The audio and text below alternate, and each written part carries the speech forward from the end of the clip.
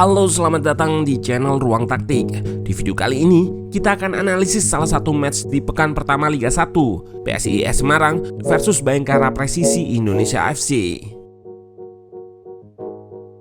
Bermain di hadapan publik sendiri, PSIS berhasil mengawali kiprahnya di Liga 1 musim ini dengan raihan poin penuh.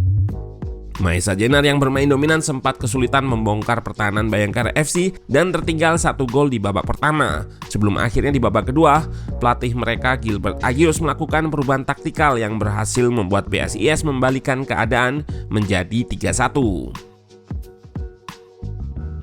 Pada laga ini, pemain asing PSIS asal Timor Leste, Gali Freitas yang masuk di babak kedua menjadi game changer.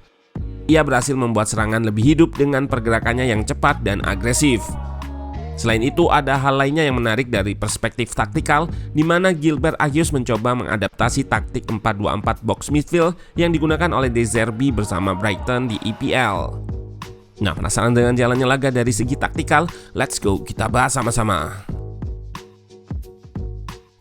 Mengutip dari Lapang Bola, tuan rumah PSIS di atas kertas menggunakan formasi 4-2-3-1. Meski di atas lapangan bisa berubah menjadi 4-2-4 saat menyerang dan 4-4-2 saat bertahan.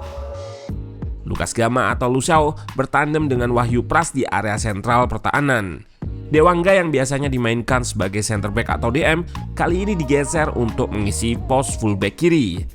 Di tengah, Rido Syuhada dan Bobakari Diarra sebagai double pivot. Di depan, Carlos Fortes ditopang oleh Septian David, Marukawa, dan Vitinho. Tim tamu Bayangkara Presisi juga menggunakan formasi serupa. Menariknya, David Maulana yang berposisi asli sebagai gelandang di laga ini diplot sebagai fullback kiri, dan striker 18 tahun Muhammad Ragil dipercaya sebagai ujung tombak di depan. Ide taktik yang diterapkan oleh Gilbert Agius adalah dengan menggunakan shape 4-2-4 midfield box, taktik yang sama seperti yang digunakan oleh De Zerbi. 4 pemain di lini pertama dengan 2 pivot di depannya. Di lini terdepan, Carlos Fortes yang sedikit turun mengisi area kanan sejajar dengan Septian David Maulana di area kiri. Dan 2 winger melebar maksimal di koridor sayap untuk merenggangkan backline Bayangkara. Pada sistem ini, 2 pivot PSIS, Bobakari Diarra dan Rido Syuhada yang berada di area tengah akan mendapatkan marking ketat dari pemain Bayangkara.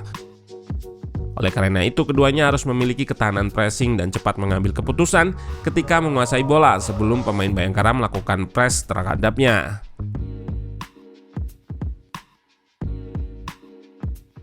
Pun begitu, sebenarnya 2 pivot ini lebih banyak digunakan sebagai decoy atau pancingan guna mengikat gelandang Bayangkara dan membuka akses umpan kepada Fortes dan Septian David yang kerap dijadikan sebagai outlet progresi. Saat akses progresi ke Fortes atau Septian David ditutup oleh Bayangkara, lini pertama PSIS akan melakukan direct build up, melepaskan long ball ke depan, menargetkan 2 winger yang melebar di koridor sayap. Skema build up PSIS dengan 4-2-4 midfield boxnya sudah terlihat. Tinggal yang jadi PR adalah bagaimana mereka bisa mengeksekusi ide taktiknya dengan tepat. Di babak pertama, PSIS cukup kesulitan untuk menembus pertahanan Bayangkara. Hal ini dikarenakan saat menyerang praktis mereka hanya mengandalkan 4 pemain di depan. Nggak ada support dari 2 gelandang dan 2 fullback yang jarang ikut naik. Dewangga sebagai fullback kiri lebih difungsikan sebagai rest defense atau menjaga counter attack. Sementara Fredian Wahyu di kanan nggak bisa seagresif biasanya karena di areanya ada Sani Rizky, winger lincah Bayangkara yang akan siap mengekspos ruang ketika ditinggalkan Fredian naik. Nggak kunjung bisa menembus pertahanan, PSIS malah kecolongan lewat serangan direct Bayangkara. Abanda Rahman yang nggak mendapatkan pressing dari pemain depan PSIS bisa dengan bebas melepaskan long pass vertikal kepada striker muda M. Ragil yang berlari ke belakang lini mengekspos ruang di belakang Dewangga yang juga sedikit tertarik naik oleh pergerakan Dendi Sulistiawan. Antisipasi yang kurang baik juga dari kiper PSIS, Adi Satrio.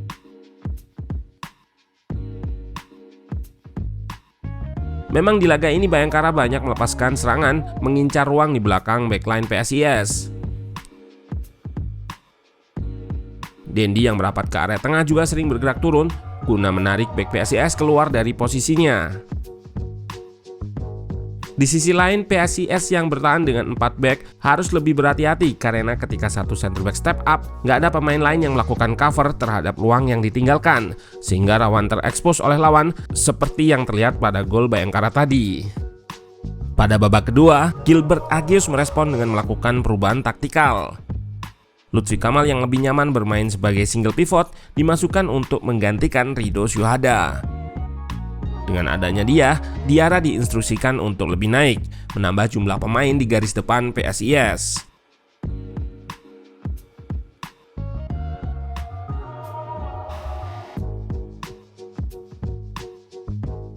Jarak antar pemain lebih dekat, lebih sering melakukan wide overload, dan dua fullback juga lebih aktif bergerak naik melakukan overlap ataupun underlap, memberikan support kepada winger yang menguasai bola. Momentum PSIS muncul menjelang akhir pertandingan ketika Fortes berhasil menyamakan kedudukan dengan sundulannya menyambut crossing dari Marukawa. Perubahan serangan PSIS juga terjadi dengan masuknya Gali Freitas yang masuk menggantikan Vitinho. Vitinho yang pergerakannya lebih banyak berada di area sayap kerap kesulitan saat mendapatkan double cover dari winger dan fullback Bayangkara.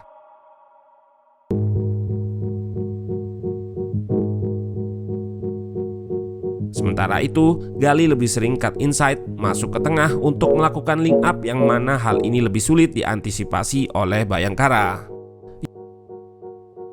Ia pun berhasil mencatatkan namanya pada gol kedua PSIS.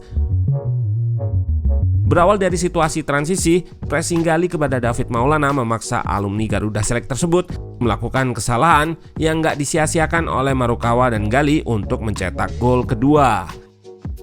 Meski gol ini berbalut kontroversi terkait Gali yang terindikasi berada posisi offside, namun terlihat bagaimana ketenangannya ketika berhadapan 1 versus 1 dengan kiper Bayangkara.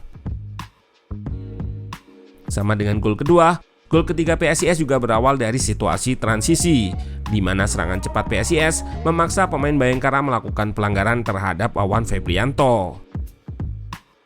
Tendangan bebas Septian David bisa dimentahkan oleh Awan Seto, namun dengan cepat gelandang PSIS menyambar bola rebound, menceploskan bola ke gawang Bayangkara untuk ketiga kalinya.